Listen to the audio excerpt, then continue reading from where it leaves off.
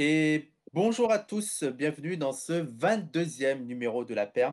Alors, le confinement est terminé, mais la Perme continue. En effet, devant le succès de cette formule et compte tenu de l'impossibilité de reprendre nos émissions PDH Radio en raison des mesures sanitaires, on vous propose de continuer l'aventure et de nous retrouver au moins une fois par semaine avec la Perme. Donc, on va continuer d'aborder des sujets relatifs à la crise sanitaire tant que celle-ci restera d'actualité, mais la formule de l'émission évoluera dorénavant vers d'autres sujets, qu'ils soient d'actualité ou non.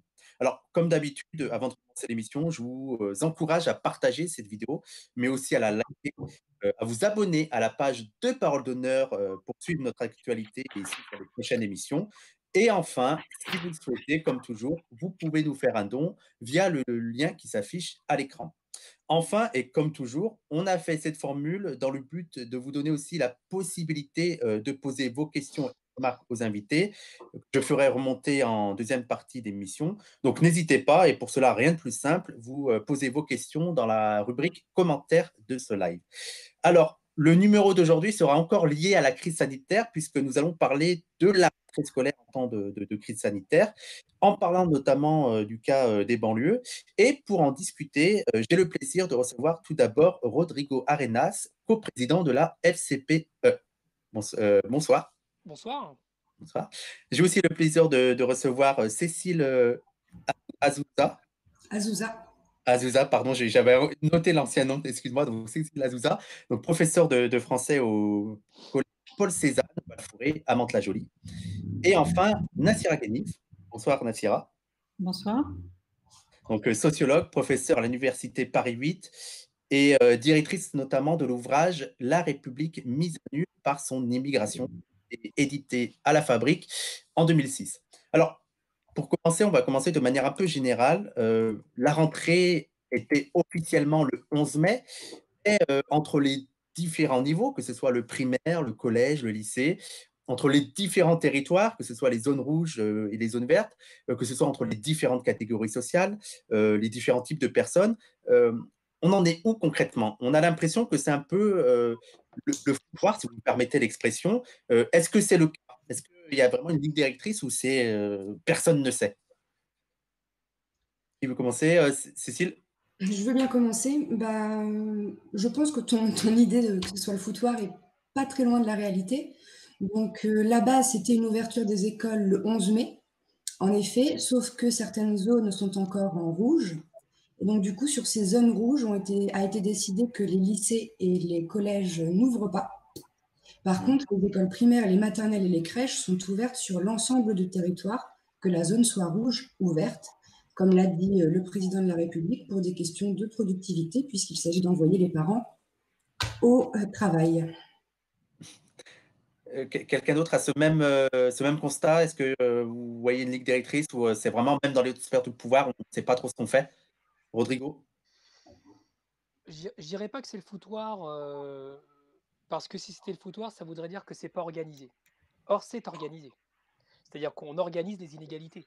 Concrètement, la rentrée scolaire, si on peut parler de rentrée scolaire, le retour à l'école, si on parle de retour à l'école, en tout cas, le déconfinement de 16% des élèves et le fait que les parents gardent 84% des élèves à la maison ou dans la démerde, et la démerde, ce n'est pas une politique d'État, c'est quelque chose qui est organisé.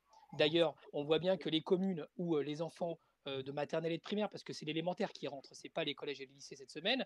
Peut-être qu'ils rentreront même pas du tout. On verra les perspectives qui sortiront de tout ça.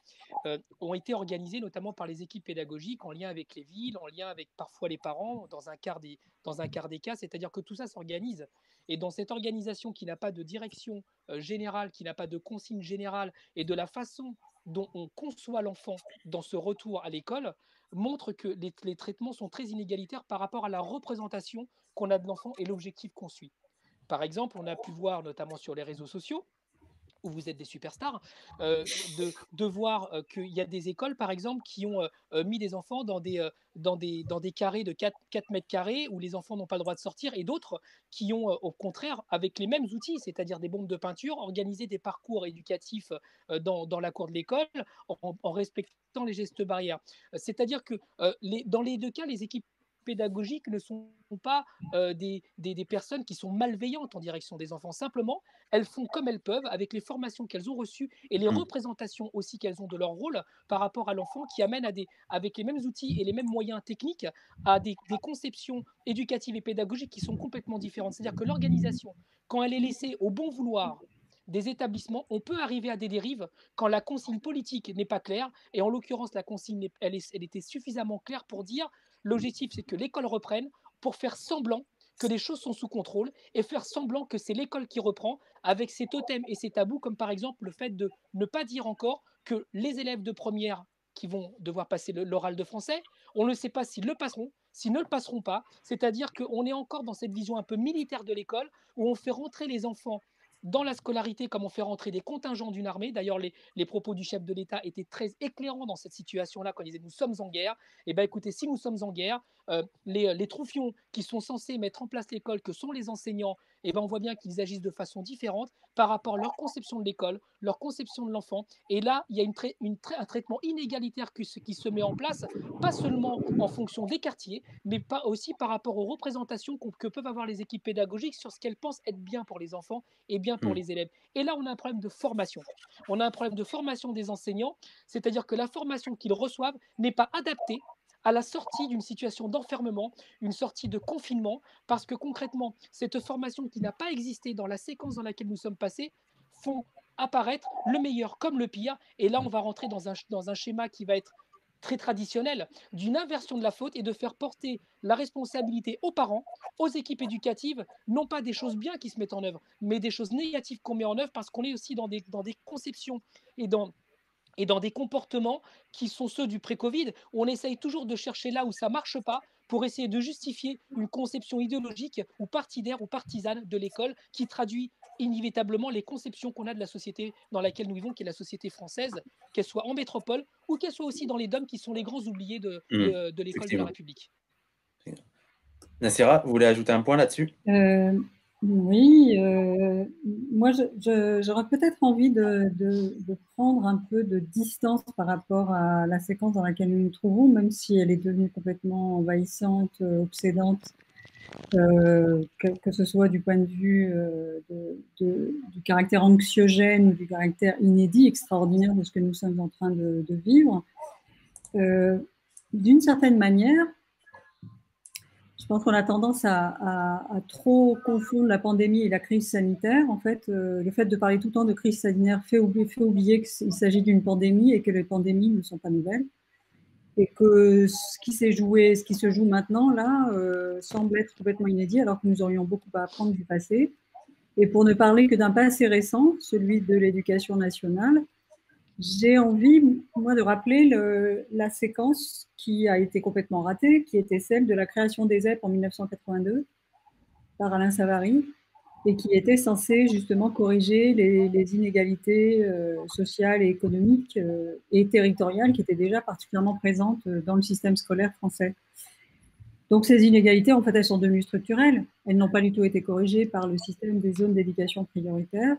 D'abord parce que cette appellation n'a jamais assumé ce que devait faire cette politique, c'est-à-dire réparer les inégalités qui avaient été creusées au fil du temps et qui étaient aussi installées parce qu'il y a une politique structurelle qui est une politique inégalitaire. C'est-à-dire les inégalités ne sont pas un dysfonctionnement, elles sont le produit direct, brut, du fonctionnement de la société française. C'est une société inégalitaire. Donc il n'y avait aucune raison que les écoles ne le soient pas et que le système scolaire échappe aussi forte qui est héritée à la fois du système capitaliste, de la société coloniale française, du fait que rien n'a été démantelé de ce point de vue-là. Je pense qu'il faut réinscrire tout cela dans un temps un peu long pour ne pas avoir le sentiment que, d'une certaine manière, tout est inédit dans ce que nous vivons aujourd'hui.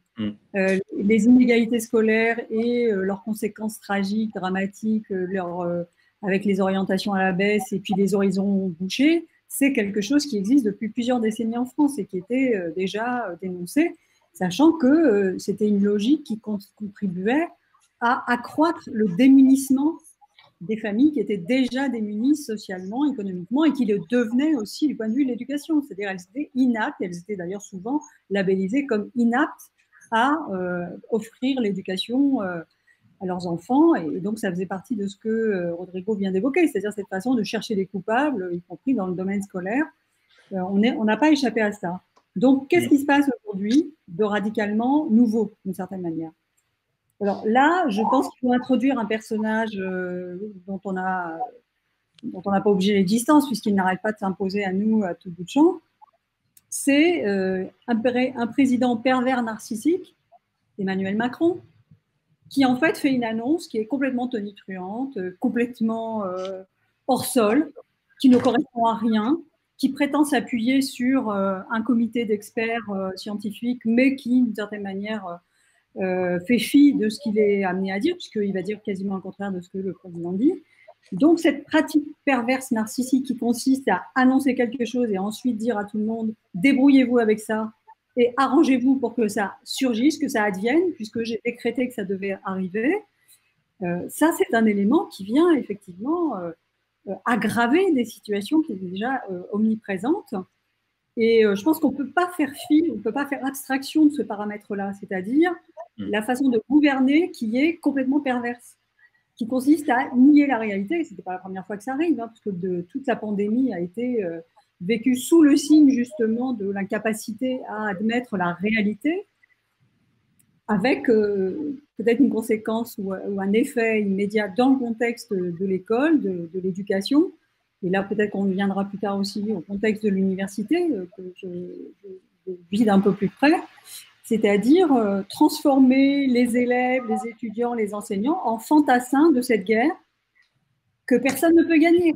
Puisque, enfin, je veux dire, le vocabulaire guerrier, de ce point de vue-là, il est vraiment obscène, mais là, il prend un caractère d'obscénité accru dans la mesure où, effectivement, il s'agit d'amener au front des personnes qui n'ont rien demandé, qui ont sans doute des idées tout à fait intéressantes à faire entendre sur la façon dont on peut se saisir de cette pandémie, justement, pour l'utiliser, parce qu'elle a révélé les inégalités qui étaient omniprésentes. Et justement, comment est-ce qu'on peut réformer aujourd'hui, comment est-ce qu'on peut radicalement transformer le monde scolaire, le monde de l'éducation en France, pour qu'il soit enfin un monde dans lequel on n'est pas constamment en train de faire la part entre ceux qui sont munis et ceux qui sont démunis. Et c'est tant pis pour ceux qui sont démunis, parce que rien n'est fait pour compenser ou réparer ces inégalités. Donc c'est surtout cet aspect-là qui me semble particulièrement frappant. Et ce qui me semble peut-être en un mot, le fait que ça n'est pas généré, et on le voit en fait, je pense que c'est ça auquel il faudra être attentif. Comment est-ce que ça a généré des pratiques de sécession par rapport aux injonctions des institutions, du gouvernement, du ministre de l'Éducation, du président, puisque l'injonction de « on retourne en classe » a été imposée. Comment est-ce que ces pratiques de sécession sont en train de se développer en fait? Quelle forme elles prennent? Ce que vous décriviez tout à l'heure sur, par exemple, les parcours, la façon d'utiliser les gestes barrières et la bonne distance physique comme un élément pédagogique et non pas comme une forme de punition qui serait imposée aux élèves dans les cours de récréation ou dans les salles de classe. Comment ça va se jouer, ça? Est-ce qu'il y a un espace dans lequel on peut retourner en quelque sorte l'injonction et en faire un levier, un vecteur de transformation du milieu scolaire? Alors vous parliez là un peu tous d'inégalité et justement le gouvernement justifie sa mesure et la reprise de l'école en voulant lutter contre les inégalités, notamment pour lutter contre le décrochage scolaire de beaucoup d'élèves, mais aussi, il y a aussi le cas, notamment dans les quartiers populaires, de parents qui ont de graves difficultés financières et qui avaient du mal pour nourrir les enfants et pour qui la cantine représentait le moyen d'assurer au moins un repas. Il y a aussi, toujours dans les quartiers populaires, de nombreux parents pour qui la garde des enfants était difficile, parfois des familles nombreuses, parfois dans des conditions déplorables, dans des appartements déplorables. Et pour eux, est-ce que la réouverture des écoles ne pourrait pas s'avérer être une bonne chose? Ou est-ce qu'il aurait fallu régler ces problèmes d'une autre manière que celle de l'ouverture de l'école?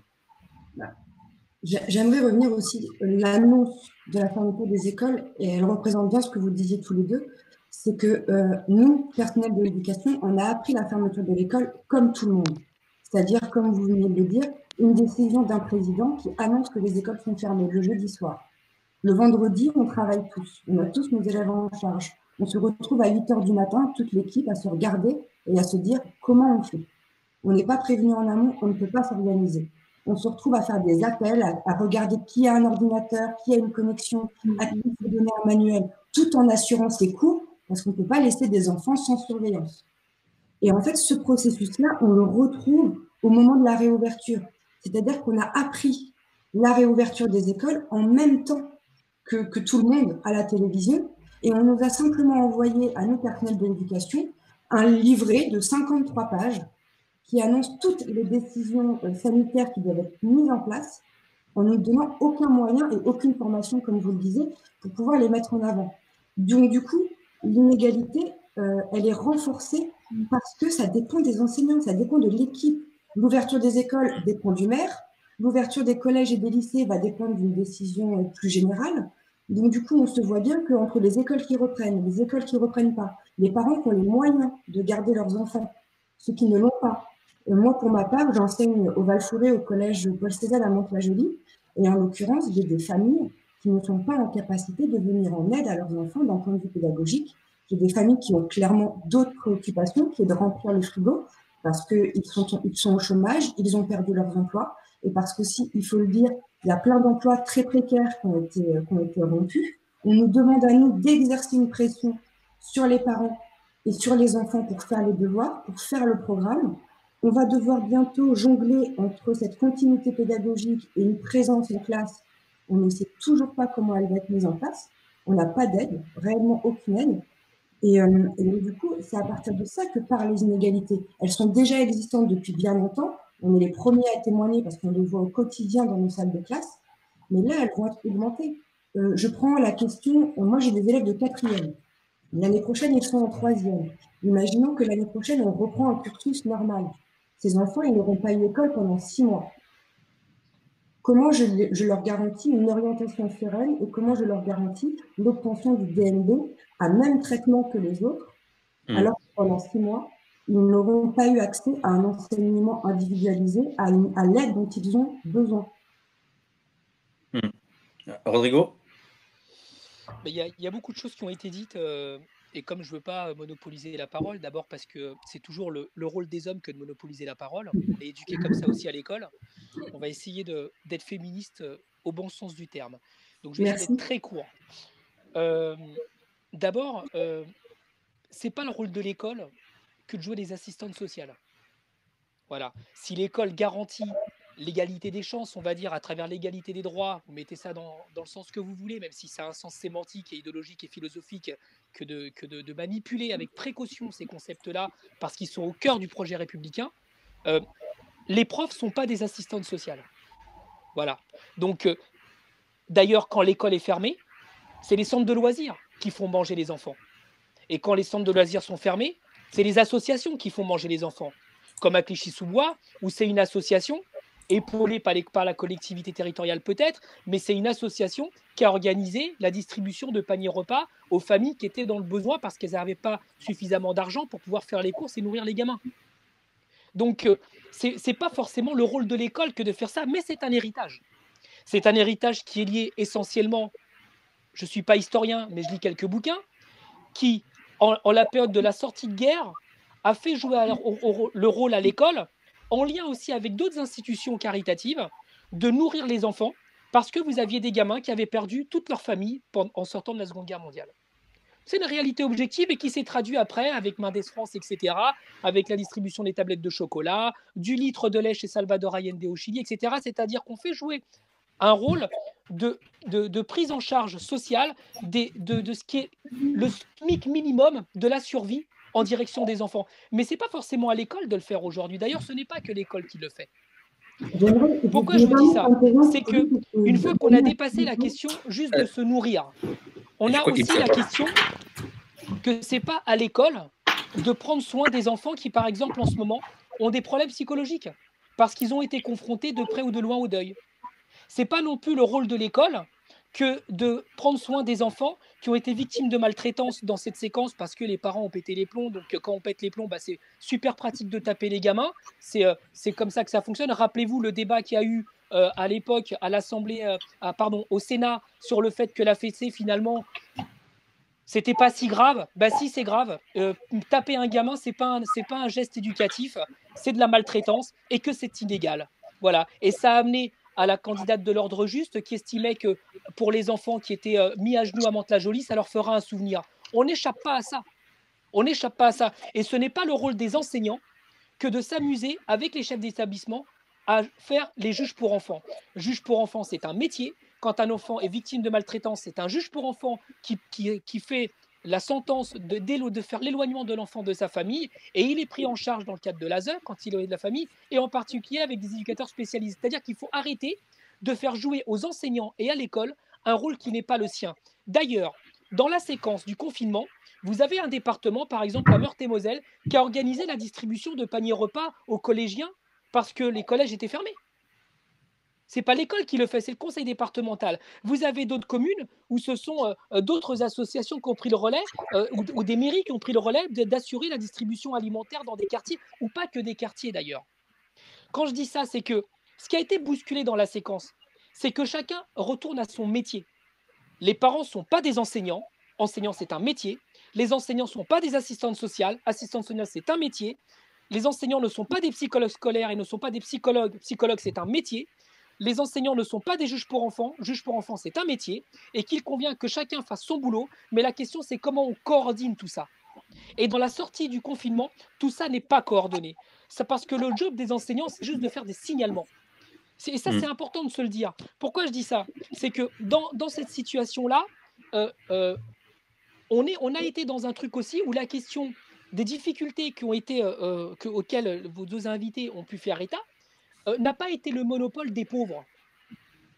Voilà, n'a pas été le monopole des pauvres. La question de la rupture par rapport pardon, j'oublie toujours ce terme marketing parce que j'ai un peu le mal, à la continuité pédagogique, ça n'a pas été que les gamins des quartiers qui ont été dans cette situation-là. Parce que ce n'est pas seulement la question du capital culturel des parents qui a été déterminant. Ce qui a été déterminant, c'est l'autonomie des enfants. Les enfants qui ont été les plus autonomes, avec les enseignants qui avaient déjà été dans des process d'éducatifs visant à l'autonomie des élèves, c'est ceux-là qui ont été, entre guillemets, les gagnants de la séquence. C'est ceux-là qui ont été gagnants de la séquence parce qu'y compris dans les quartiers, il y a des gamins qui ont appris à leurs enseignants, par exemple, à utiliser Discord ou Skype, etc., pour faire la classe. C'est-à-dire que ce n'est pas l'école qui a permis à ces élèves-là d'avoir des compétences, dans le bon sens du terme, d'autonomisation par rapport aux outils numériques. C'est des aptitudes qu'ils ont construites par eux-mêmes, que ce soit dans les quartiers pauvres ou que ce soit dans les quartiers qui sont plus favorisés, parce que simplement, ces appétences-là, c'était les appétences du 21e siècle, et ils les ont appris en dehors du cadre scolaire. Ce qui veut dire qu'aujourd'hui, l'école est bousculée, parce que les outils d'évaluation sur lesquels on évaluait et qui permettaient justement de rentrer dans le mépris de classe, sur lequel je vais revenir et je conclurai là-dessus, n'a pas été fait dans le cadre scolaire. L'école aujourd'hui est dépassée par rapport à ces outils d'évaluation. Pourquoi je vous dis ça?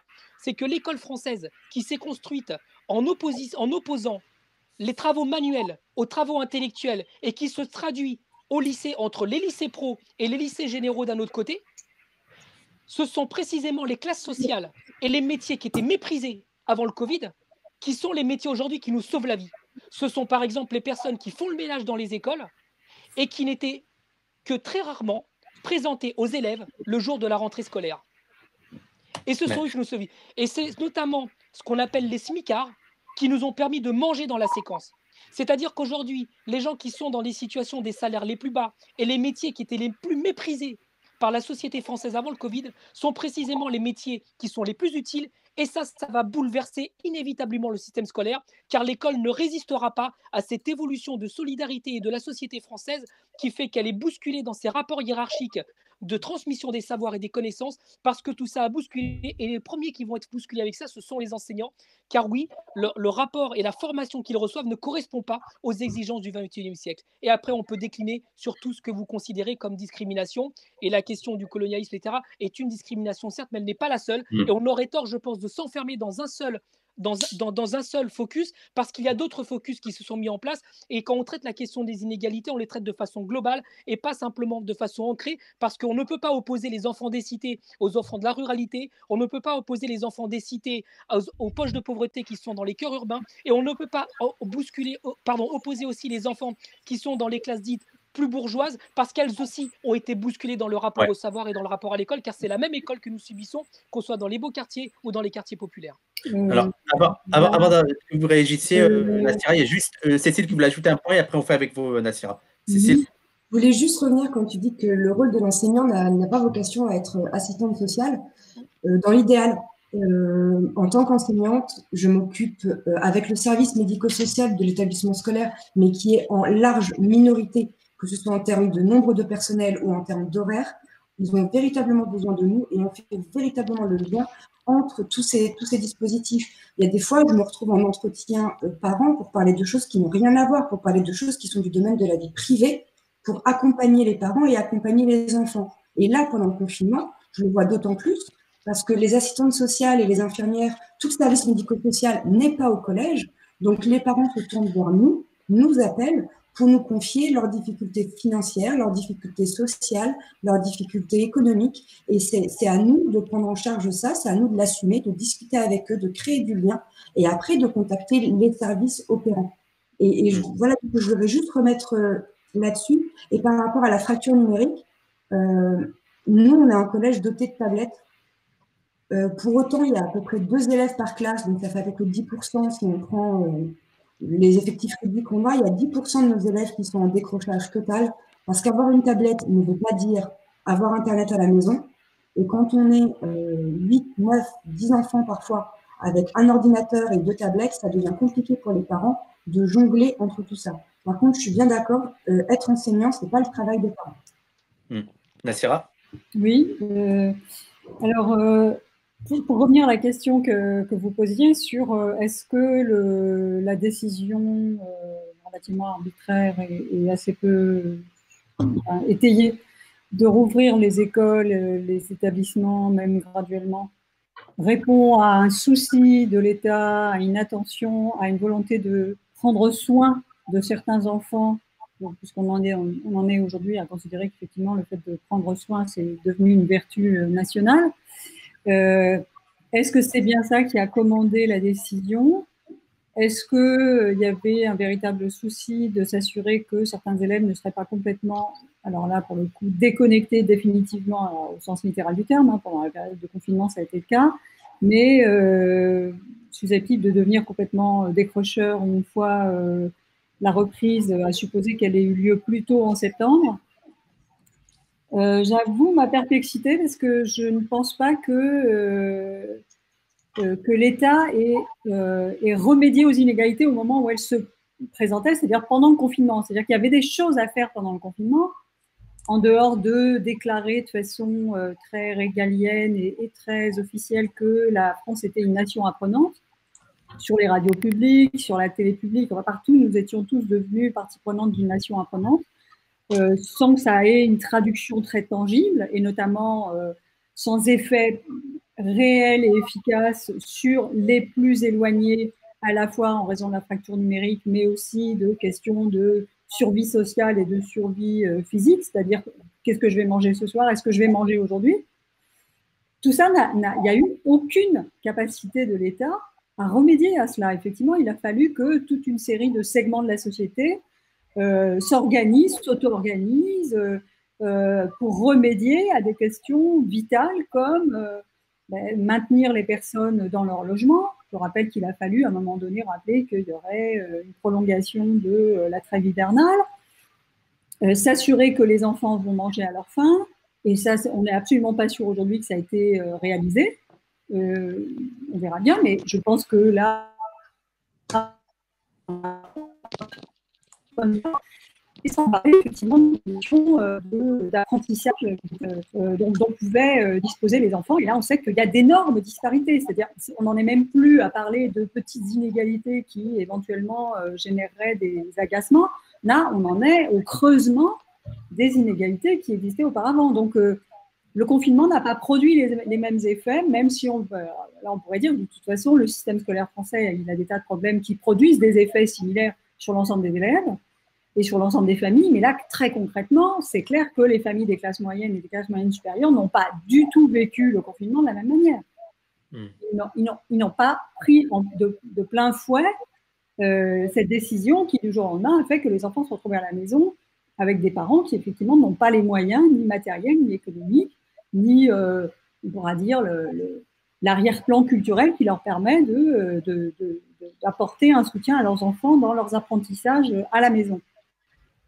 Donc, ceci tend à démontrer que, en fait, ce n'était pas la première préoccupation au moment du déconfinement. La décision de déconfiner et de rouvrir les écoles, ça n'est pas parce qu'il faut absolument freiner les inégalités qui étaient en train de s'accélérer et qu'il faudrait donc redonner un cadre pédagogique sûr pour les enfants. Et alors, si on veut essayer d'évaluer ça, je pense que d'abord, le fait de proposer que ça se fasse sur la base du volontariat, c'est-à-dire les élèves, les parents qui veulent bien que leurs enfants retournent à l'école, ces enfants retournent à l'école, et non pas sur la base d'une concertation entre parents et enseignants pour dire il y a certains élèves effectivement qui ont vraiment accumulé de très grosses difficultés et ça ne va faire que s'aggraver. Et donc ces élèves-là, ils sont prioritaires. Si on veut réparer les inégalités, il aurait fallu s'assurer, et là je demande à voir, peut-être que c'est le cas, mais pour le moment on n'en sait trop rien, que ce soit ces élèves-là qui soient prioritaires pour retourner à l'école. Est-ce que c'est vraiment ça qui a été fait? Sur la base du volontariat, c'est une façon de faire peser la décision sur des parents qui, lorsqu'ils sont démunis, se disent je ne vais pas en plus, enfin soyons clairs quoi, je ne vais pas en plus assumer l'indignité sociale de ne pas prendre la bonne décision pour mes enfants. Déjà qu'en général, ils sont quand même souvent en but à des formes de stigmatisation, c'est les mettre dans une position impossible. Ça aurait dû faire l'objet d'une discussion au préalable pendant tout le temps où tout le monde était en train de produire des vadémécums très longs de 60 pages pour expliquer comment est-ce que tout ça devait se passer. Peut-être qu'il y avait moyen de mettre en place des concertations de façon à ce que les parents, avec les enseignants, avec les responsables des établissements scolaires, avec leur entourage, peu importe, on peut imaginer des moments où il y a une collégialité qui se dégage pour prendre la bonne décision.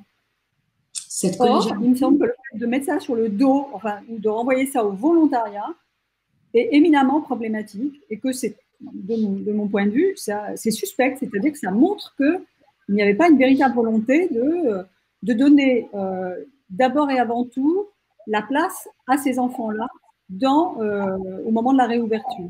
Donc, alors c'est quelque chose dont on sait très bien que la préoccupation économique, le fait qu'il faut libérer des personnes pour qu'elles retournent au travail, soit dit en passant, c'est pas les parents de ces enfants-là, puisque beaucoup d'entre eux sont aussi ceux dont les parents ont des salaires très bas pour des fonctions qui jusqu'à présent étaient considérées comme totalement négligeables et voire méprisables. Et c'est souvent les mêmes enfants d'ailleurs, dont les parents étaient de toute façon au travail.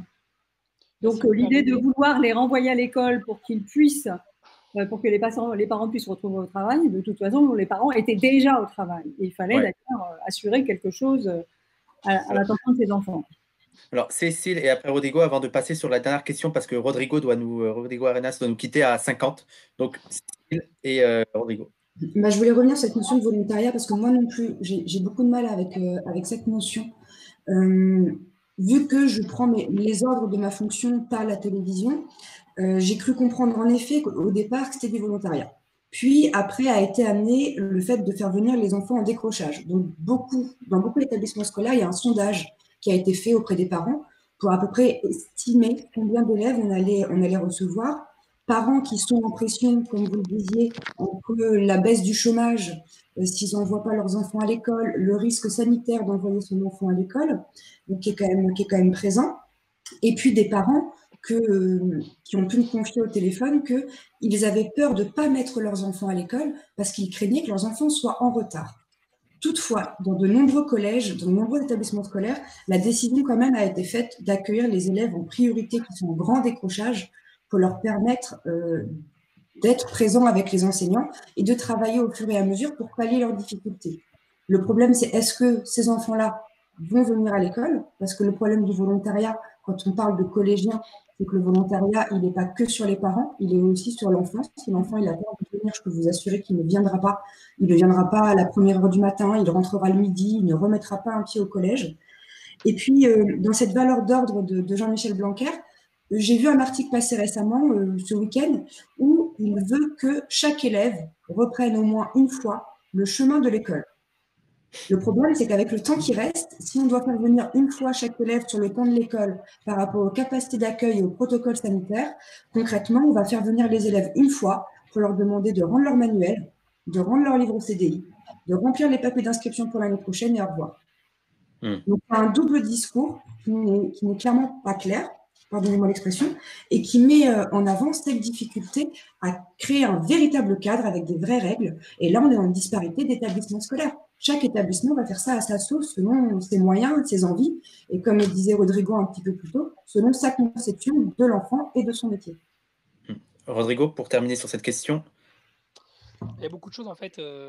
D'abord, le volontariat, c'était pas de mettre son enfant à l'école ou pas, c'était est-ce que les parents souhaitaient que l'enfant soit en enseignement à distance ou est-ce qu'ils voulaient un enseignement dans le bâti scolaire. C'est ça le volontariat. Après, le volontariat n'existe pas. Le volontariat dépend de l'employeur. Quand vous avez un métier, quand vous avez un travail, quand vous avez un emploi, à savoir est-ce que vous souhaitez rester à la maison et perdre 16% de votre salaire parce que vous allez passer au chômage partiel, ou est-ce que vous voulez aller bosser et garder tous vos revenus et d'attendre que l'éducation nationale, c'est-à-dire les établissements, disent quels sont les gamins qui vont être pris dans l'établissement puisqu'il faut respecter les gestes barrières. Et là, excusez-moi de vous le dire, mais les parents n'ont pas été associés. Et là, pour le coup, il faut un peu dédouaner aussi Jean-Michel Blanquer, le pauvre. C'est-à-dire que le ministre a dit clairement il faut associer les parents. Sauf que, et quand je dis parents, dans le cadre démocratique, c'est les parents qui sont élus au conseil d'école ou au conseil d'administration. Sauf que dans plus de 3/4 des établissements, les parents n'ont pas été associés. Donc là, ce n'est pas la responsabilité du ministre du fait que dans les équipes pédagogiques, les parents ne sont pas associés à la démocratie scolaire, et ça, tout le monde le sait. Ça a existé avant le Covid, ça existe pendant le Covid, et ça existe après le Covid, ou en espérant que ça n'existe pas. Pour une simple et bonne raison. D'ailleurs, vous l'avez dit tout à l'heure vous-même, vous acceptez en tant qu'enseignante de jouer un rôle d'assistante sociale, mais vous niez aux parents de jouer le rôle des enseignants. C'est-à-dire que soit chacun s'occupe de tout le monde, soit chacun s'occupe de sa fonction et de sa formation en travaillant ensemble, sauf que là, c'est tout le monde prendre la place de tout le monde, et à la fin, comme on dit en Amérique du Sud, quand la mer est agitée, c'est le pêcheur qui tire le meilleur lot. Donc, pourquoi je prends cette expression-là? C'est que quand tout le monde s'occupe du travail de l'autre, à la fin, c'est toujours les gamins qui sont victimes. Pour une simple et bonne raison. C'est qu'est-ce qu'a révélé le Covid-19 et pourquoi l'école s'est effondrée? Parce que l'école s'est effondrée. Et c'est bien ça qu'il nous convient d'analyser. C'est que l'école n'est pas faite pour les enfants qui sont les plus fragiles. D'ailleurs, les enfants décrocheurs, ils étaient chez eux. Ils n'ont pas disparu. Pourquoi on ne va pas les chercher? Ils n'ont pas changé d'adresse. Ils ne sont pas partis à Tataouine. C'est-à-dire que les gamins étaient là et l'État, la puissance publique et tous les auxiliaires de la puissance publique ont été dans l'incapacité d'aller chercher ces gamins là où ils étaient. Parce qu'aller chercher les gamins en rupture ou en déviance là où ils sont, c'est un métier et ce n'est pas le métier des enseignants. Donc pourquoi je vous dis ça? Et juste pour dire, c'est que la question qui se pose à nous, c'est comment on inverse la grammaire de l'école, arrêter d'avoir une école qui s'adresse d'abord aux gamins qui vont bien et met des dispositifs pour les gamins qui vont mal.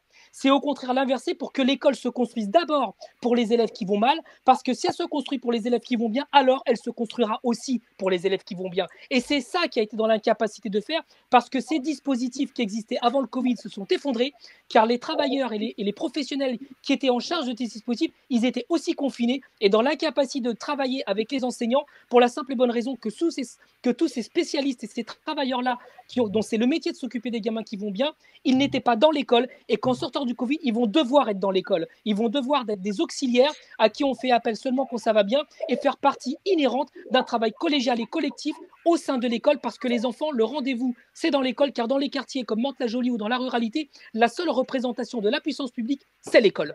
Oui. Alors, Nassira Ghanif, alors je sais que vous avez envie de réagir, mais malheureusement. Encore une fois. Alors, très rapidement, parce que l'école s'est effondrée pendant le Covid, elle avait commencé avant. Alors, excusez-moi, Nassira Ghanif, vous coupez parce que Rodrigo Arenas doit nous quitter dans quelques minutes. absolument aborder. Allez-y, On va allez-y. revenir ensemble sur cette problématique-là. Et avant qu'il s'en aille, je voulais aborder un autre sujet, une autre problématique qu'il faut absolument aborder. Il y a un sujet dont on pensait être épargné vu la grave crise sanitaire, c'est celui du racisme et de l'islamophobie à l'école. Et malheureusement, ce n'est pas le cas. En effet, il y a l'une des fiches adressées aux enseignants dans le cadre de la reprise, adressée par Eduscol, qui est le dispositif chargé de la formation du corps enseignant, qui s'intitule Coronavirus et risque de repli communautariste. Et on peut y lire notamment la crise du Covid-19 peut être utilisée par certains pour démontrer l'incapacité des États à protéger la population et tenter de déstabiliser les individus fragilisés. Divers groupes radicaux exploitent cette situation dramatique dans le but de rallier à leur cause de nouveaux membres et de troubler l'ordre public. Leur projet politique peut être antidémocratique et anti-républicain. Ces contre-projets de société peuvent être communautaires, autoritaires et inégalitaires. Donc on retrouve aussi dans cette fiche les mots séparatistes et les quartiers populaires sont aussi visés. Dans le cadre de la islamophobe et qui est souvent masqué derrière la lutte contre le communautarisme, il me semble qu'on voit qui sont directement désignés. Ce sont, il me semble, les musulmans. Quelle a été votre réaction en lisant cette fiche, Rodrigo? Écoutez, moi je suis pas obnubilé par l'islam. Voilà, dans les quartiers, il n'y a pas que des musulmans. D'ailleurs, je pense que peut-être la majorité ne sont pas spécialement croyants. Et moi, j'habite en Seine-Saint-Denis. Et en l'occurrence, quand je vais dans les quartiers, c'est là où j'ai grandi d'ailleurs, il n'y a pas que des gens en voile, en djellaba, etc. Il y a même des jeunes filles qui sont avec des traits physiques qu'on peut très tranquillement dire qu'elles sont maghrébines et qui se baladent en mini-jupe, etc. Même s'il ne faut pas nier l'impact religieux dans ces quartiers-là. Voilà, c'est une réalité. Mais en fait, je ne l'ai pas compris comme ça, même si on peut la comprendre comme ça. Par exemple, je trouve très inquiétant certains messages qui ont été, par exemple, transmis dans des communautés évangélistes qui faisaient croire à des familles que si elles étaient frappées par le Covid, c'est parce que c'était de leur faute. Et on a tous vu dans les réseaux notamment, par exemple, ces prêtres qui nettoyaient le visage des croyants en sortir de l'office en disant « tu n'auras pas le Covid parce que j'ai béni ce tissu ». Donc, vous voyez, la question, c'est comment est-ce qu'on ne permet pas à avoir une vision dogmatique, obscurantiste d'une maladie et d'une pandémie qui a été rappelée tout à l'heure à juste titre par le professeur. C'est-à-dire qu'à un moment donné, oui, quand l'État est défaillant, d'autres prennent la place. Et malheureusement, quand on prend la place, on la prend avec du dogmatisme, avec de l'obscurantisme, et ça se combat. Quand on prend par exemple la question du féminisme, et que dans des familles, qu'elles soient musulmanes ou autres, ce n'est pas tellement le problème d'une religion, c'est une question plus culturelle, plus profonde, où on explique aux enfants, c'était mon cas d'ailleurs, que la place de l'homme, ce n'est pas dans la cuisine quand il arrive à la puberté. Bah heureusement qu'il y a l'école et des enseignants qui disent en fait non. En fait, non. En fait, ce n'est pas la place de la femme spécialement. Mais tout ça se déconstruit grâce à l'école. C'est de la même façon quand vous avez des gamins qui s'autorisent, parce qu'il y a des rapports de domination homme-femme qui se mettent en place, que toucher le cul d'une nana dans le métro, c'est quelque chose, bah, finalement, pourquoi pas. C'est-à-dire qu'on n'apprend pas aux garçons à réfréner leur pulsion. Bah, j'ai envie de vous dire, heureusement qu'il y a l'école pour dire non, en fait, on ne touche pas le cul d'une nana parce qu'en fait, c'est illégal. Et je dis que le seul outil qu'on a, c'est l'école pour faire ça, pour apprendre ça. Parce que quand dans les familles, ce n'est pas expliqué, et ben heureusement qu'il y a des enseignants qui l'enseignent. Donc, quand vous avez des fiches de cette teneur-là, en fait, ça met en difficulté les enseignants. Et ça met les difficultés enseignants indépendamment de leur culture religieuse, indépendamment de leur culture tout court, parce que finalement, on les met dans des situations où on doit justifier des conneries, plutôt que de se dire que pourquoi est-ce qu'on n'apprend pas le droit aux enfants dès l'école maternelle?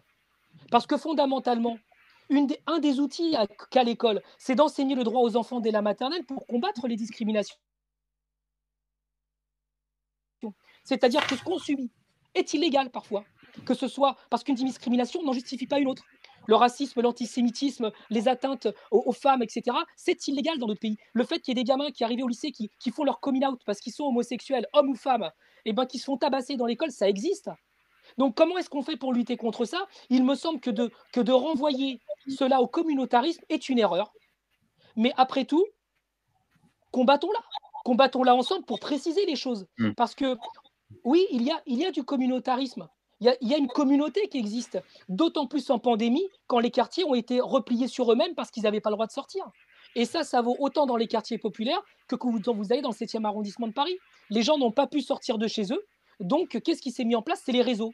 Et il s'avère que dans les quartiers, moi où j'ai grandi et où certains d'entre vous peut-être habitent, eh ben, le réseau est important parce que c'est aussi les relations qui existent entre les uns et les autres. Et parfois, et souvent, quand l'État est défaillant, c'est-à-dire quand l'État ne joue plus son rôle de régulation et son rôle de puissance publique, eh ben oui, c'est souvent des réseaux religieux qui prennent le pas et qui apportent une solution. Et c'est au lieu de les dénoncer, il faut plutôt faire en sorte que l'État reprenne sa place régalienne et dise qu'il y en a qui ont le droit d'être dans des réseaux religieux peut-être, mais en tout cas, nous, en tant que fédération de parents, on pense que c'est la place de l'État que d'apporter la réponse à l'aide sociale, qu'on en a parlé tout à l'heure, mais aussi à l'éducation et aussi à tout ce qui fait que nous sommes dans une république où nous partageons des valeurs partagées.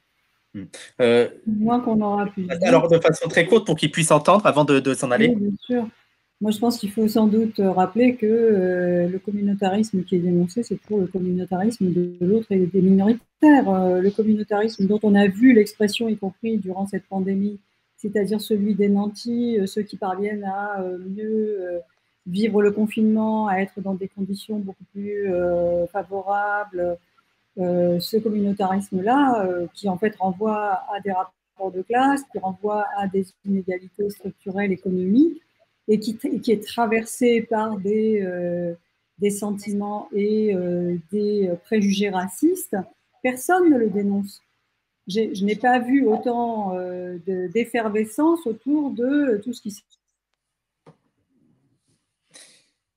Alors, je crois qu'on a malheureusement, voilà, bon ben, petit souci. C'est la zone blanche. Pour Natsira. Dommage. Bon, ben, je pense qu'elle fera la réponse en revenant.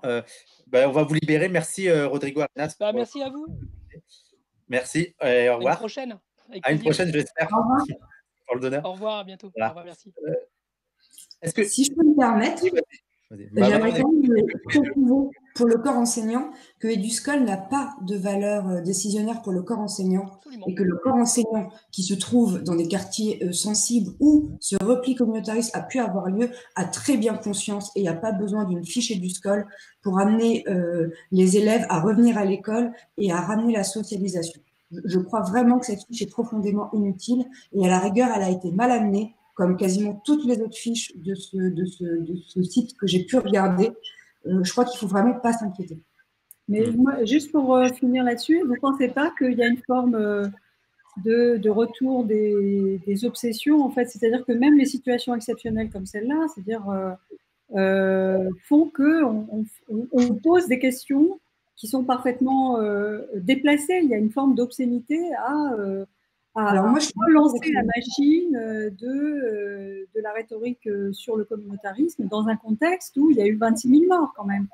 Je pense que là, il y a des personnes qui sont irresponsables et auxquelles on aurait dû dire, je ne sais pas qui a lu ces fiches avant de les rendre publiques, mais le moins qu'on puisse faire, c'est de rendre publiques des fiches qui ont une forme d'efficacité et d'utilité sociale et civique. Je ne vois pas en quoi cette fiche est d'une quelconque utilité. Elle est plutôt là pour réintroduire un climat toxique, comme si en fait le virus n'en avait pas déjà déployé un éminemment problématique et qui dépasse d'ailleurs notre éventuelle capacité à le contrôler. On le voit bien quand même. Même dans un contexte comme celui-là, il y a des obsessions qui ne s'assagissent pas, qui ne tarissent pas, qui s'imposent dans le débat public. Il y a une forme d'obscénité, de mon point de vue politique, à autoriser que de tels propos se tiennent, alors que, encore une fois, lorsque les inégalités structurelles mettent en évidence des formes de communautarisme et de solidarité entre des groupes qui sont privilégiés, personne ne trouve rien à redire à cela. Or, c'est aussi ce qu'a révélé la pandémie. Le fait qu'il y a des gens qui sont épargnés, non pas par le virus, mais par le risque de le contracter, par les circonstances dans lesquelles on doit vivre alors qu'il est présent et qu'il circule. Le confinement. Je pense que alors que ce soit le confinement ou le déconfinement maintenant, parce que le déconfinement va aussi révéler des inégalités dans le milieu scolaire comme ailleurs. Donc, c'est qu'il n'y ait pas une capacité à s'amender, à mettre en perspective ce qui est important et ce qui ne l'est pas, sauf que montre à quel point est-ce que les gouvernements sont absolument incapables d'assumer la solennité du moment. Je suis plutôt d'accord avec vous justement sur l'intérêt de cette fiche. Je ne vous cache pas que quand j'ai vu cette fiche, je me suis demandé pourquoi. Parce qu'elle est dans une liste d'une dizaine de fiches et toutes les fiches font référence à la santé. Donc le protocole sanitaire, la santé publique, le risque de deuxième vague. Enfin, toutes les fiches font référence à ça, sauf cette fiche. Et du coup, c'est vrai qu'on est obligé de se poser la question, pourquoi est-ce que cette fiche est mise en avant? Après, en la lisant, j'ai quand même trouvé des détails un peu comiques, puisque sont considérés comme des propos communautaires le fait de dire que le coronavirus est un avertissement de la nature. Donc, moi, face à ce genre de propos, la fiche, elle n'aura aucune valeur auprès de bon nombre de gens. Après, je suis d'accord avec vous sur le fait qu'elle traduit quand même une idée qu'on a encore envie de mettre en tête, mais qui, pour le coup, va me choquer tout autant qu'une autre fiche qui s'appelle Vie collective, fraternité et solidarité, où il est expliqué que le rôle des enseignants est de montrer le dévouement des instances politiques, le dévouement du gouvernement pendant cette crise, et qui appelle et qui propose comme activité à faire avec les enfants la livraison de repas aux EHPAD et la préparation de masques. Donc, moi, je pense que du coup, en lisant, j'ai lu ces deux fiches-là en détail, pour moi, elles n'ont aucune valeur. Elles ne font que montrer que concrètement, les personnes qui font ce genre de fiches ont un besoin de se valoriser, de mettre en avant certains aspects d'une pseudo-république et de pointer du doigt toujours les mêmes personnes. Mais là, en fait, ce que vous démontrez, c'est qu'il y a à la fois une volonté de faire diversion, on le voit bien sur la fiche communautariste, bon, ça c'est un expédient assez classique des États qui sont d'une certaine manière démunis, hein, qui manquent d'autorité et de légitimité. Et d'autre part, il y a aussi le fait de contraindre les acteurs éducatifs, mais pas seulement, à suppléer au manquement et au manque de l'État. Est-ce que la fabrication des masques, si ça devient un enjeu d'urgence nationale, c'est parce que on a maintenant les éléments pour comprendre en quoi est-ce qu'il y a eu un démantèlement d'une capacité à gouverner qui consiste à anticiper les pandémies à venir. Donc là-dessus, aujourd'hui, l'État est nu. Hein. Tout le monde sait très bien comment est-ce que ça a été démantelé parce qu'il fallait faire des économies et que la politique d'austérité était plus importante que tout, surtout si on devait réduire la dette. Donc, il y a cet aspect-là. Et il y a le fait de ne pas présenter la solidarité entre générations comme un élan personnel, comme un élan civique, on va dire, mais comme une sorte de prescription de l'État. C'est-à-dire, c'est l'État qui vous dit « soyez solidaires avec les personnes âgées dans les EHPAD, allez leur donner à manger ». C'est-à-dire que tout seul, on n'y aurait pas pensé, bien sûr. Ça, on est tellement égoïste. C'est-à-dire un État qui, à la fois, promeut et magnifie, célèbre l'individualisme, et qui s'est converti du jour au lendemain à une forme de solidarisme forcené, et qui continuerait à faire croire que ce sont les autres, hein, ce sont les administrés, ce sont les habitants lambda, qui ne sont pas assez solidaires. Donc il faut leur dire, sous la forme injonctive, dans une fiche carrément, quoi, allons-y, qu'il faut absolument faire preuve de solidarité avec deux items, hein, les masques et les repas dans les EHPAD. Et pour montrer la cohérence. On se demande bien pourquoi est-ce qu'on ne s'occuperait pas des SDF, des personnes sans logis. Enfin, pourquoi seulement ces deux-là et pourquoi pas il y a quelque chose de complètement absurde dans ces énoncés. Alors pour continuer sur ces fiches, il y a aussi décrit, on demande notamment aux professeurs de surveiller les propos des élèves, de les reporter à l'administration, notamment s'il y a des réactions, je cite, abruptes et empreintes d'hostilité et de défiance, avec une remise en question radicale de notre société et des valeurs républicaines, méfiance envers les discours scientifiques et contre les mesures gouvernementales. Mais là, c'est presque orwellien. Il y a une fiche entière qui est consacrée à gérer les élèves qui critiquent l'État et l'action de l'État pendant la pandémie. Oui, on doit devenir, en fait, chacun devient un agent de la propagande. C'est-à-dire doit répercuter le discours public qui n'a pas cessé d'être critiqué pour maintes et maintes raisons, d'ailleurs, parfois tout à fait justifiées. Mais non seulement, alors on peut dire effectivement, c'est pas le moment de critiquer l'État, c'est le moment d'agir pour que le retour à l'école se passe bien. C'est là-dessus que vous êtes censé vous focaliser, et vous n'êtes pas là pour faire le service après-vente de tous les discours publics du gouvernement.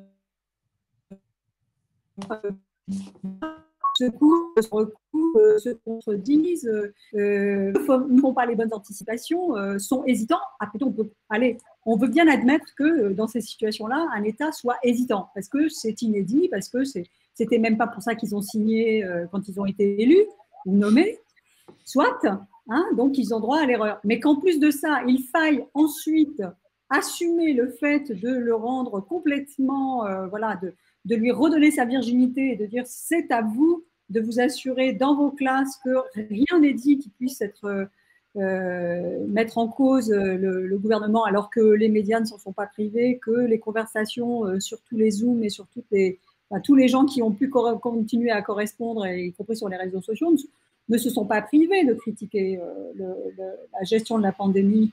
Donc, pourquoi faudrait-il que l'école soit particulièrement vertueuse et devienne littéralement le bras armé de la propagande de l'État?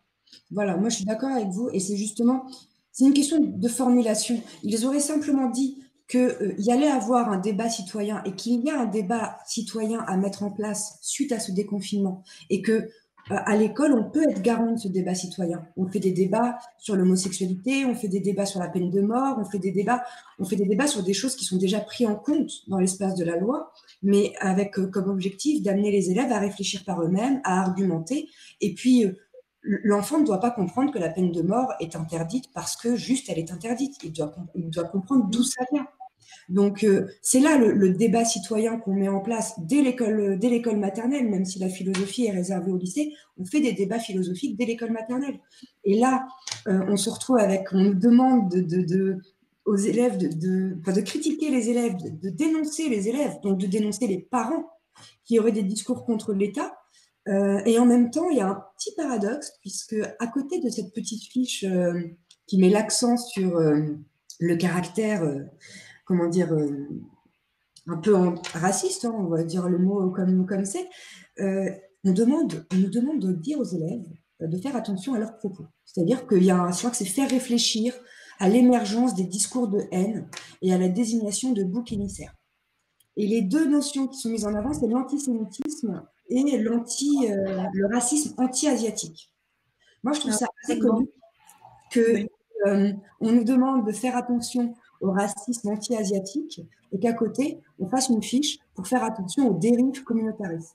Ça montre bien que ce discours, il n'est juste pas cohérent. Et croyez-moi, vraiment, il y a un bon nombre d'enseignants qui ne va pas l'écouter.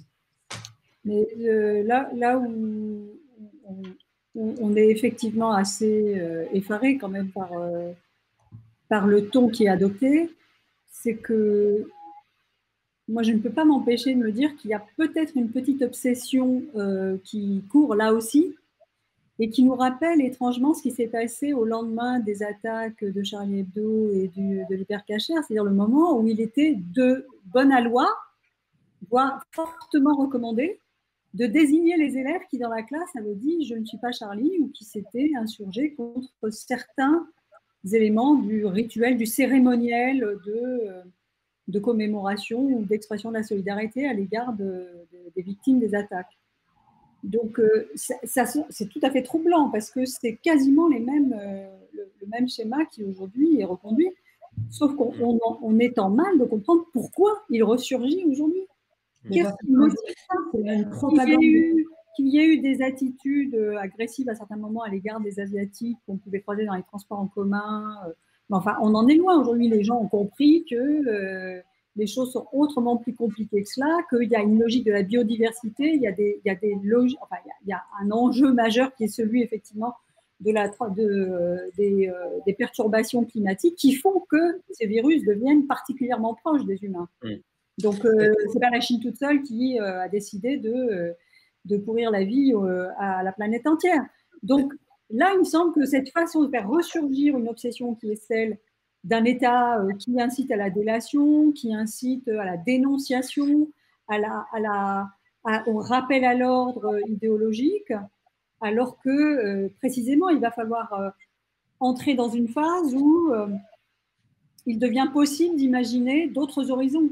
Ce n'est pas avec ce genre de directive qu'on va réussir à constituer la classe comme un espace d'invention d'un nouvel horizon éducatif qui lui-même est en lien avec toutes les transformations qu'il faut. Il y a quelques petits problèmes de connexion. Ouais. Alors, Cécile Azouza, je voulais savoir, est-ce que ces recommandations, et notamment ces recommandations sur le communautarisme, qui comme on l'a dit, ont un fond islamophobe, est-ce qu'elles rencontrent un écho dans le corps enseignant? Est-ce qu'il y a des profs ou pas du tout? Aucun. Honnêtement, aucun. Comme je vous l'ai dit, les fiches EduScol, on ne nous a pas envoyé de mail officiel nous disant que des fiches avaient été mises sur EduScol. J'ai appelé plusieurs de mes collègues et c'est moi qui leur ai appris que cette fiche existait. Elle n'a pas de valeur institutionnelle, de valeur d'obligation professionnelle. Et au-delà de ça, quand on parle de cette délation, quand on parle de tous ces manquements que vous évoquez très bien, je crois qu'on est au-delà de la question du Covid. On est là sur la question de l'école, du rôle de l'école. Et de plus en plus, on met les élèves dans ce genre de cercle. À l'école, tout n'est qu'obligation, tout n'est que règle. On fait croire à une autonomie, mais on est dans la dépendance profonde. On ne permet pas à l'enfant de penser par lui-même, d'aimer par lui-même, de découvrir par lui-même. Il faut tout le temps qu'il y ait des cadres. Et la politique éducative est un reflet de la politique sociétale qu'on veut mettre en place. Et ça se traduit par ce genre de fiche. Il faut un ennemi commun, il faut une vigilance envers un ennemi commun. Et l'ennemi commun, c'est la minorité. Qu'elle soit asiatique, qu'elle soit arabe, qu'elle soit homosexuelle, l'ennemi, c'est la minorité. Et ils ne se rendent pas compte parce que j'ai jamais entendu de propos profondément racistes lors des formations auxquelles j'ai pu assister ou lors des discours officiels en face à face. C'est beaucoup plus pervers que ça. On le sait tous, c'est sur des petits mots, des accents, des sourcils qui se lèvent à des moments précis, ou sur le fait de demander, d'exercer sans cesse une pression aux enseignants. Tout à l'heure, Rodrigo disait que mon travail n'était pas d'être assistante sociale. J'étais pas vraiment d'accord avec ça parce que je suis un relais social. Par contre, le travail, il n'est pas d'être policier, ça c'est une certitude. Et mon travail, il n'est pas de contrôler la pensée des élèves. Elle est de les aider à penser par eux-mêmes, les aider à être intelligents, les aider à être réactifs, sensibles au discours. Par contre, elle n'est pas de contrôler leurs paroles. Alors, j'avais une question d'un auditeur qui demandait, Ouria Mafalda, qui demandait quelle est la position des syndicats enseignants aujourd'hui?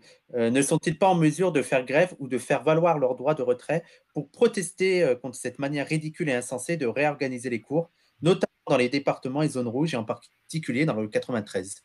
Donc, Alors, le positionnement des syndicats, tous les syndicats sont plutôt assez clairs. Il y a des pétitions, il y a une opposition formelle.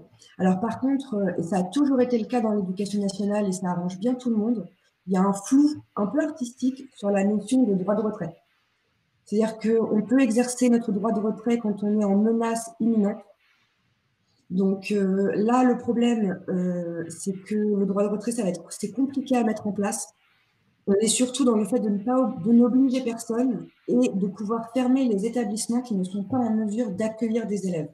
Ce sont des choses qui sont très simples. Alors, ça ne se voit pas vraiment dans les quartiers comme à Mantes-la-Jolie, parce que les élèves habitent souvent dans le même quartier. Mais le bus scolaire, le transport scolaire, c'est une question qui est très pressante. Est-ce qu'il va y avoir assez de bus pour permettre une distanciation sociale? Si les établissements scolaires se positionnent sur des demi-journées, est-ce qu'il va y avoir suffisamment de bus pour permettre le retour des élèves en fin de matinée et l'arrivée en début d'après-midi? Donc, de ce que j'ai pu voir, les actions des syndicats s'orientent véritablement dans ce sens-là. S'assurer que les conditions soient présentes et que si elles ne le sont pas, qu'on n'ouvre pas. Moi, si je peux me permettre par rapport à ça, je suis frappée de voir qu'en fait, on retourne. Il y a une vision assez étroite, je trouve, de l'enjeu que constitue aujourd'hui le retour à l'école. C'est-à-dire qu'on se focalise beaucoup sur des aspects matériels, sur le fait que la distance physique va être assurée par un certain nombre de paramètres. Mais c'est ce que j'évoquais au tout début de notre rencontre, je ne vois rien poindre en termes de sécession pédagogique. C'est-à-dire le moment où je me saisis d'un moment qui de toute façon est complètement chaotique. C'est une sorte de fenêtre comme ça qui s'ouvre et qui rend des choses possibles sur ce que vous évoquez, c'est-à-dire le changement de la conception de la place de l'élève dans le système éducatif français. On le sait, il est vertical descendant, il est non seulement pyramidal, mais c'est dominante, la parole de l'adulte, la parole du savant. C'est ça qui aujourd'hui pourrait être mis par terre dans cette parenthèse absolument improbable qui constitue le fait qu'il y ait une deuxième rentrée scolaire au mois de mai de l'année scolaire. Qu'est-ce qu'on fait de ça? C'est là où je trouve que c'est passionnant de se dire, bon, ok, qui discute des conditions d'arrivée des élèves, tout ça, mais il y a là un vide institutionnel. Le ministère ne sait absolument pas quoi faire de ce moment où il faut faire l'école, sauf qu'on ne peut pas faire l'école comme d'habitude. Pédagogiquement, il n'y a quasiment aucune discussion qui tourne autour du pédagogique, parce que vu que les équipes pédagogiques sont livrées à elles-mêmes pour la mise en place du protocole sanitaire, et qu'on n'est pas formé. Enfin, moi, personnellement, je ne sais pas mettre en place un protocole sanitaire. Je suis professeur de français. Oui, mais c'est là où c'est intéressant, mais on vous accapare. Enfin, alors, quand même, clairement, il y a une façon de vous accaparer sur des questions, des considérations matérielles, physiques, spatiales, où tout le monde utilise son mètre pour regarder les distances. Alors que ce qui est absolument passionnant dans le moment dans lequel on est, c'est de complètement reconfigurer les rapports pédagogiques, les rapports de hiérarchie et de domination qui sont présents dans la relation pédagogique ô combien dans le système scolaire français, et de revoir les choses de façon à justement faire la démonstration que c'est possible de faire la classe autrement, et de profiter du fait qu'il n'y a que 8 élèves ou 15 élèves dans une classe, parce que ça devrait être le format idéal, en fait. Parce que là aussi, je veux dire, le ministère est obligé d'instaurer des très petits effectifs. On a envie de dire, en fait, il est en train d'étendre ce qui avait été proposé pour les CP à l'ensemble du système scolaire. Mais excellente nouvelle. Qu'est-ce qu'on fait avec ça? Et j'ai l'impression qu'il y a une façon de vous ramener à des considérations organisationnelles, bureaucratiques, alors que vous avez là la possibilité de tenter des expériences, de faire la démonstration qu'une autre façon d'enseigner et de concevoir la pédagogie est possible. Et je veux dire, j'imagine qu'il y a plein de gens qui attendent que ça. Mais est-ce que c'est juste pour ajouter une question, est-ce que vous pensez que la pédagogie est une priorité là pour le gouvernement? Est-ce que c'est pas déjà une forme de garderie, ça serait une forme de garderie, et de faire un test avant la rentrée de septembre? Oui, non, mais là vous avez raison. C'est tout le contraire. L'idée, c'est qu'il ne faut absolument pas, et c'est pour ça qu'il y a une espèce d'empilement des directives, des injonctions, des guides pour déconfiner à l'école, c'est qu'il ne faut absolument pas que ce soit pédagogique, et alors encore moins pédagogique dans les zones où c'est le plus utile, c'est-à-dire dans les banlieues, c'est-à-dire dans les établissements de la périphérie qui ont été les plus frappés par la politique de confinement et par l'arrêt de l'école brutale. Donc non, ça c'est sûr que c'est pas le sujet. Y compris parce qu'il y aurait sans doute, il se passerait des choses qui pourraient être des formes de débordement de l'institution scolaire, qui pourraient en montrer à la fois les limites, l'inefficacité, le caractère parfois très vain dans ce qui est pratiqué dans les établissements scolaires, et ouvrir des perspectives dont personne ne veut à l'éducation nationale. Blanquer, il n'est pas du tout pour l'innovation pédagogique en ce moment. Hein. Il y a deux points sur lesquels j'aimerais revenir. La première, c'est la réalité du métier de prof. Quand on est enseignant, la partie pédagogique, c'est malheureusement qu'une moitié de notre travail. On est sans cesse, alors on disait tout à l'heure assistant social, on parlait aussi de la fonction de policier, mais il y a aussi une fonction administrative qui est très lourde. On nous noie sans arrêt dans des bilans, dans des comptes rendus, dans des réunions, dans des conseils d'administration. Tous les acronymes de l'éducation nationale y passent.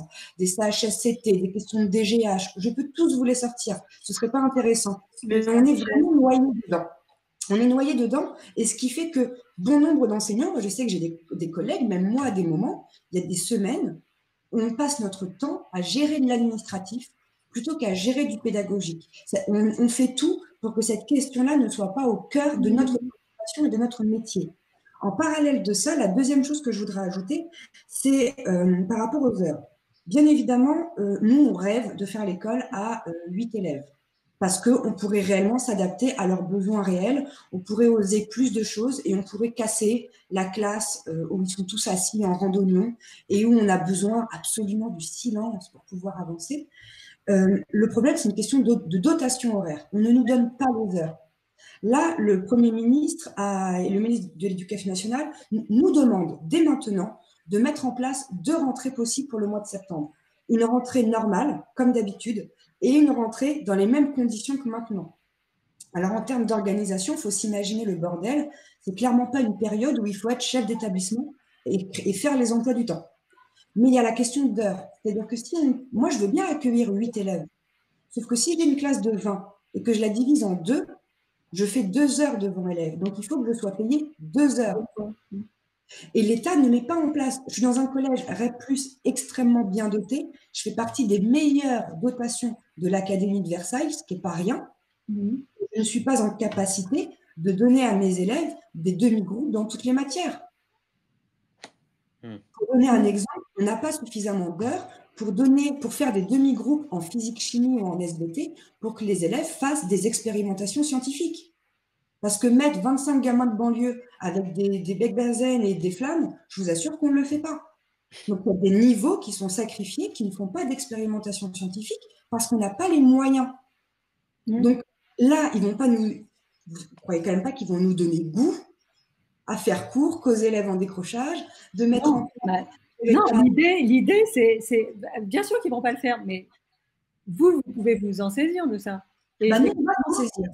J'ai la chance d'être dans un établissement scolaire où, bon, déjà, j'ai une équipe qui travaille énormément. On est là, pour le coup, on a peu d'élèves en décrochage par rapport aux résultats de mon établissement.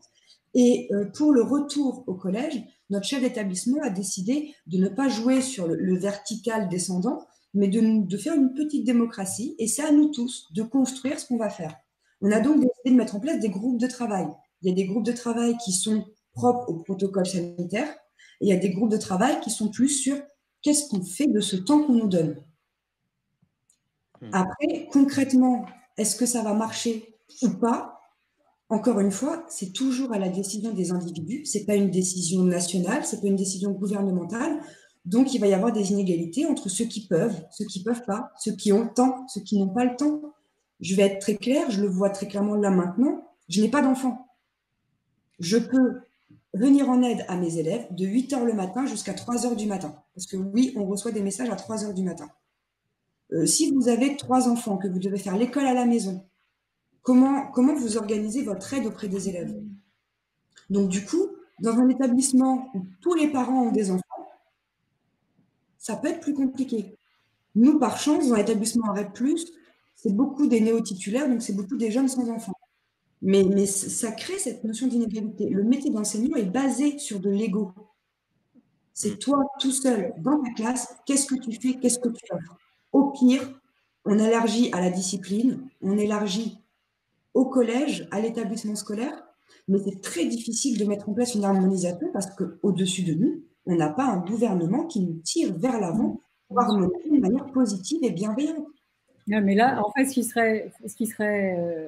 sur quoi on peut miser d'une certaine manière, hein, c'est le pari qu'on peut faire, c'est que ces espaces des banlieues et des établissements qui ont été classés depuis justement la loi Savary, en ZEP, en REP et autres, fassent la démonstration qu'en fait, le format qui leur est imposé aujourd'hui est en fait le format idéal dans lequel ils peuvent permettre aux élèves de s'épanouir et de vraiment donner le meilleur d'eux-mêmes.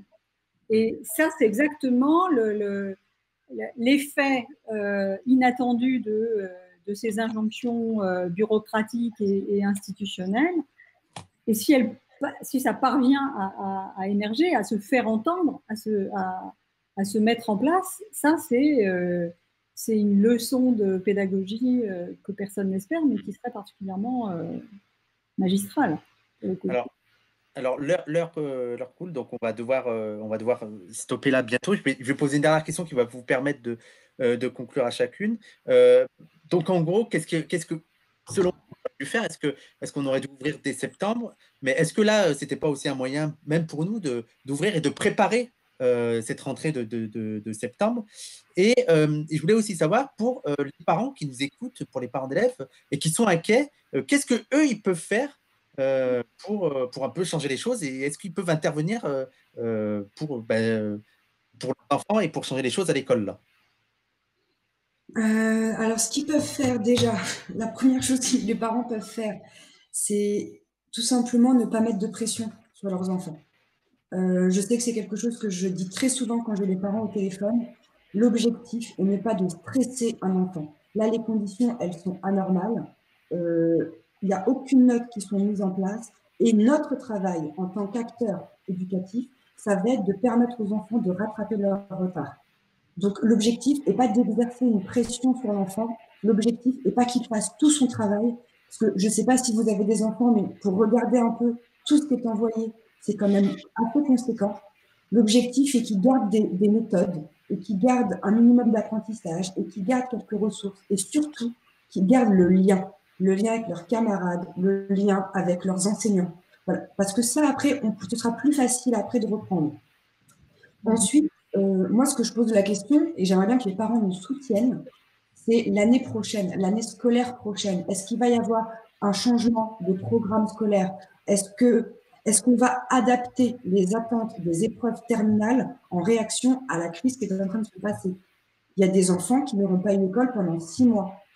Et ça, il faut nous, enseignants, c'est bien connu, seuls, on n'a pas le poids face au gouvernement. Toutes les fois où on manifeste, où on fait grève pour des choses qui nous touchent, parce que ça touche vos enfants, on se sent un peu seul. Et là, la vraie question, c'est comment est-ce qu'on co-construit entre différents acteurs l'année prochaine? Ouais. Vous pouvez aussi nous faire un point sur l'université aussi en même temps. Oui, tout à fait. Juste pour rebondir sur ce dernier point, je pense qu'effectivement, c'est le moment de faire voler en éclats le cadre de l'institution scolaire tel qu'il existe jusqu'à présent. C'est-à-dire d'utiliser ce moment exceptionnel et tragique aussi de la pandémie pour révéler toutes les limites d'un système qui en fait est critiqué et effectivement a commencé à s'effondrer de toutes parts à travers ce critère central qui est celui des inégalités institutionnelles et structurelles qui traversent l'ensemble de l'éducation aujourd'hui. Et donc, si effectivement ça permettait de redonner cette transversalité qui fait que tous les acteurs éducatifs, quels qu'ils soient, ou qu'ils soient, même si effectivement il peut y avoir des métiers spécifiques, mais aussi une porosité quand même entre les différents métiers, ça serait quand même pas mal pour éviter que chacun reste dans son dogme professionnel et l'impose aux autres ou en fasse une forme de façon de ne jamais aller au-delà de sa zone de confort. Là, je pense que c'est le moment où on doit sortir de sa zone de confort et plutôt on est invité à le faire et c'est une très bonne nouvelle. Ce qui permet aussi de comprendre que tout ce que vous venez de décrire sur le monde scolaire, c'est ce qu'on retrouve après à l'université, c'est-à-dire que la verticalité, elle ne disparaît pas le jour où on s'inscrit à la fac. Elle persiste, elle continue à être présente dans les esprits, parce que les esprits ont été façonnés comme ça. Et on voit bien d'ailleurs la différence entre les étudiants qui viennent de France, qui sont originaires du système scolaire français, et ceux qui viennent de l'étranger. La différence, elle est saisissante dans la façon d'appréhender, la prise de parole, l'engagement, les attentes par rapport au savoir et aux connaissances, et y compris au mode d'organisation. Donc ça, c'est quelque chose qui, au moment où ça rencontre, où ça s'est percuté par une pandémie, il y a toute une série de révélateurs en fait qui montrent à quel point est-ce que les inégalités dont vous parliez, et je n'ai jamais enseigné que dans des facs de banlieue, que ce soit à Paris 13, à Villetaneuse ou actuellement à Saint-Denis, donc je n'ai enseigné qu'en Seine-Saint-Denis en fait, ce qui pour moi a été une expérience extrêmement enrichissante et tout à fait essentielle dans ma pratique et dans mon existence. C'est là qu'on s'aperçoit que les inégalités ressurgissent de manière extrêmement violente. J'ai lu pas mal de choses sur les étudiants confinés. Alors, il y avait des choses qui étaient effectivement décisives, qui étaient extrêmement importantes à mettre en évidence, sur les conditions de logement, par exemple, de certains étudiants, et notamment des étudiants et étudiantes étrangères,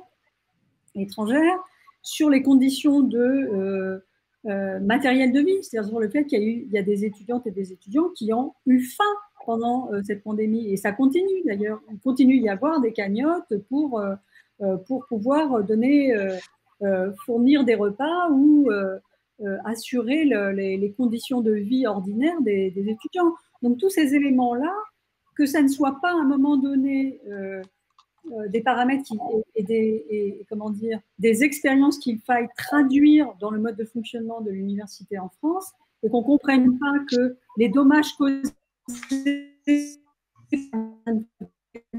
dans le système scolaire se répercutent et se perpétuent dans l'universitaire, là, je pense qu'on aura raté le rendez-vous.